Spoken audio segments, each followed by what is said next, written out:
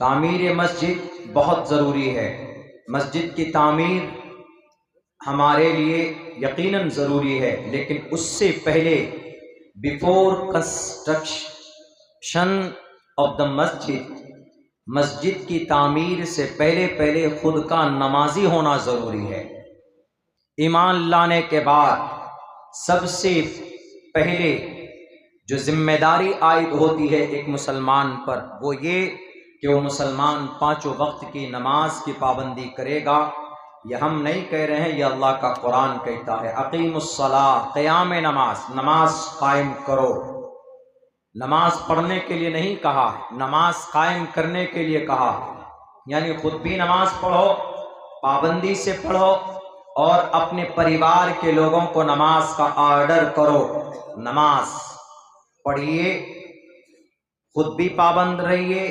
आपका बेटा नहीं पढ़ता है नमाज, आपकी बीवी नहीं पढ़ती है नमाज, आपकी बेटियां नमाज नहीं पढ़ती है, आपकी अहल-ओ-अयाल में आपके अलावा कोई नमाज नहीं पढ़ता है, तो अकीमुस्सलाह, क़याम नमाज में कमी है। अगर आप ये चाहते हैं कि हम सिर्फ नमाज पढ़ लेंगे, चले जाएंगे और हम जन्नत में दाखिल हो जाएंगे, ऐसा नहीं। आपसे सवाल होगा कि आपके घर में लोग नमाज नहीं पढ़ते थे, तो आपने उनके लिए ऑर्डर किया कि नहीं किया? अगर आपकी पूरी फैमिली नमाजी है अल्हम्दुलिल्लाह, लेकिन पड़ोसी नमाज नहीं पढ़ता, तो आपके ऊपर जिम्मेदारी है कि आप उनके लिए भी, आप उनको भी नमाज का पैगाम पहुंचाएं। नमाज दुनिया की सबसे बेहतरीन तरीन इबादत है। मेडिकल साइंस ने ये रिसर्च किया कि नमाज पढ़ने से किसी भी आदमी को, अगर कोई आदमी नमाज पढ़ता है, तो आज तो लोग सूर्य नमस्कार के जरिए, योग के जरिए से अपनी बॉडी की फिटनेस ठीक करना चाहते, लेकिन कुदरती तौर पर नमाज एक ऐसा एक्सरसाइज है कि इसके अंदर बहुत सारे फवाइद हैं। आप मेडिकल साइंस की सर्वे और उनकी रिसर्च रिपोर्ट पढ़िए तो आपको पता चलेगा कि अल्लाह तबारक व तआला ने नमाज के अंदर दुनियावी एतबार से कितने सारे फायदे रखे। यहाँ तक कि हम लोग टोपी ओढ़ते, टोपी का फायदा है। नमाज में हम लोग उठक बैठक लगाते, रुकू में जाते, उससे नसें कमजोर जो नस होती है वो नस अपनी जगह पर ठीक होती। आप जब सजदे में जाते तो उससे बॉडी के अंदर, दिमाग के अंदर ब्लड का सर्कुलेशन पहुंचता। बॉडी और ब्लड का, बॉडी के अंदर ब्लड फ्लो तेज होती है, उसकी रफ्तार तेज होती है। अगर आदमी की जिस्म के अंदर कहीं पर खून कम पहुंचता है, तो सजदे में जाने की वजह से पैर से लेकर सर तक, जो कि आदमी पूरे दिन बैठा रहता है, खड़ा रहता है, तो उसके ब्लड उसके पैरों में आकर जमा हो जाते हैं, कमर से नीचे के हिस्से में, और फिर जाकर सर में दर्द और बीमारी पैदा होती, आदमी परेशान होता है। लेकिन जब वही बंदा 5 वक्त नमाज पढ़ेगा, सर को झुकाएगा, एंड टू बो देयर हेड, अपने सर को झुकाएगा, जमीन पे टिकाएगा, तो जो बॉडी के अंदर जो ब्लड नीचे जमा हुआ था वो पूरा का पूरा दिमाग में और सर पर पहुंचता है। उसका सर का दर्द अगर कभी खत्म नहीं होता है तो डॉक्टर से पूछे कि वो आपको कैसा एक्सरसाइज बताता, वो आपको यही कहेगा कि सर नीचे कर लो, पैर किसी तरह ऊपर करो, तो ताकि ब्लड जो तुम्हारे पैरों में जमे हुए हैं वो सारा का सारा खून तुम्हारे दिमाग तक पहुंचेगा, तो तुम्हारा सर का दर्द भी कम होगा और तुमको बरसों की जो बीमारी है दर्द की, वो भी दूर हो जाएगी। ये इस नमाज का फायदा है। ये नमाज सिर्फ इबादत नहीं है।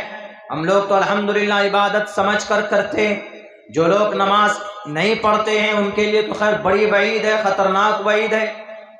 मन तरका सलात मुतअम्मिदन फक़द कफ़र, जानबूझकर नमाज छोड़ने वाला कुफ्र के दरवाजे तक पहुंच जाता। सैकड़ों मुसलमान नमाज छोड़ता है, और इसी नमाज छोड़ने के पादाश में हमारी मस्जिदें शहीद की जाती। आप मस्जिद तामीर करते हैं, अच्छी बात है, लेकिन अगर इन मस्जिद को नमाजों से अगर आपने आबाद नहीं किया तो सुन लो, आज तो कुछ कुछ 1-1, 2-2, 3-3 जगहों के ऊपर सर्वे डालकर आपकी मस्जिदों में ताले डाले जा रहे हैं, बल्कि अल्लाह की तरफ से आपकी मस्जिदें शहीद की जाएंगी। आप क्या समझते हैं कि ये सिर्फ मिस्टर सीएम, मिस्टर लाल बुझक्कर उत्तर प्रदेश का या मिस्टर प्राइम मिनिस्टर ने आपकी मस्जिद के ताल्लुक से लोगों को खड़ा किया, बिल्कुल गलत बात है। इस्लाम को नुकसान पहुंचाने वाले आप में ही कुछ गद्दार लोग हैं। उत्तर प्रदेश में मसाजिद के ताल्लुक से जो हाई कोर्ट का ऑर्डर आया था कि मस्जिदें मदरसे गैर कानूनी हैं, मदरसों को बंद होना चाहिए, आपको शायद नहीं मालूम है कि उन मदरसों पर उनको बंद करने के लिए याचिका अगर किसी ने दाखिल की थी, मुसलमानों ने दाखिल की थी। 5 लोग तो याचिका करता, उनमें से 4 आदमी मुसलमान था। आपके हम अगर मस्जिद को आबाद नहीं करेंगे, सिर्फ ढांचे के एतबार से, तामीरी एतबार से खूबसूरत बना लेंगे, तो सुन लो वो मस्जिदें आपके लिए बद्दुआ करती है। और फिर अल्लाह तबारक व तआला मुमकिन है कि दूसरी कौम को खड़ा करके उनसे अपने दीन के काम को मुकम्मल करें। हम और आप इसी तरह गाजर मूली की तरह काटे जाएं, काटा जा रहा।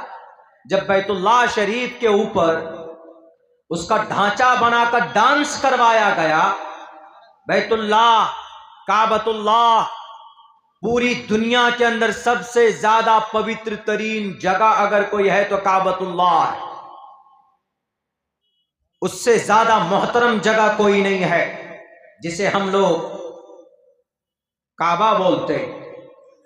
काबे के माने उठा हुआ होना, काबतुन उठना, चूंकि जमीन से वो हिस्सा उठा हुआ है, ज्यादा ऊंचे पर है, ब्लैक रंग का है, वह तो एक कवर है, वरना चौकोर वो मस्जिद है।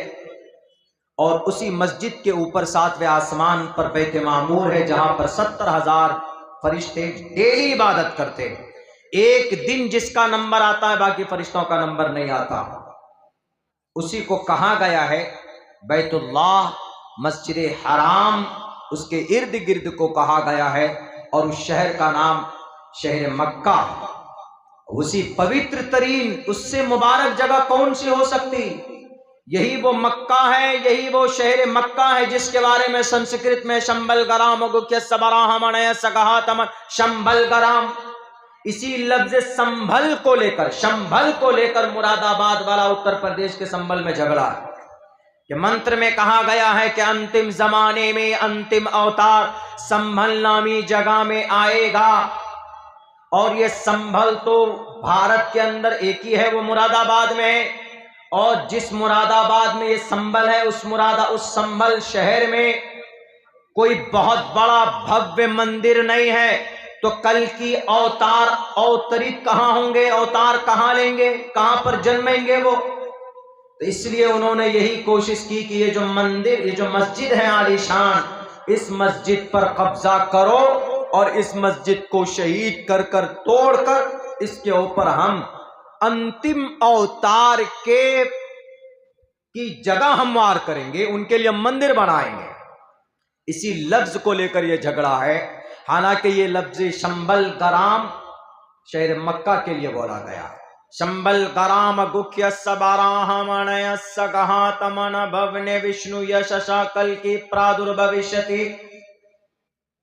सुप्रीम कोर्ट के दोनों वकीलों से कहना चाहूंगा जो माथे में तिलक लगाकर अपने आप को बोलते हैं कि हम धार्मिक हैं, हम सनातन धर्मी हैं। तुम सनातन धर्मी नहीं, तुम फसादी हो, नाला है, धर्म के बारे में ज्ञान नहीं।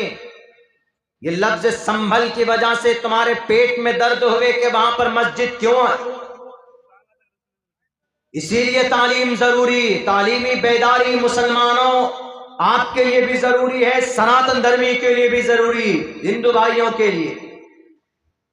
आप में तो अल्हम्दुलिल्लाह कुछ बेदारी ये है कि चलिए आपका मदरसा है, मकतब है, आप पढ़ते हैं, अपने बच्चों को भेजते हैं, धर्म के बारे में आपको बता दिया जाता है। लेकिन हमारे सनातन धर्मी भाइयों में तो बिल्कुल नहीं है, कहीं पर कॉन्सेप्ट ही नहीं है।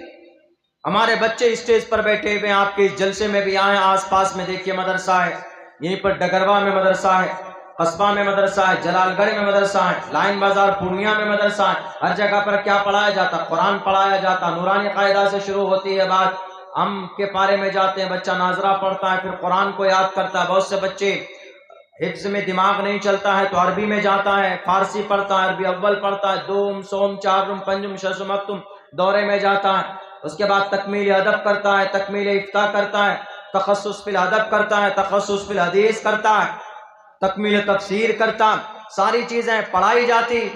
इसीलिए मुसलमानों को अपने धर्म के बारे में इनके गुरु ज्ञानी आसानी से मिल जाते हैं, यानी उलमाए किराम।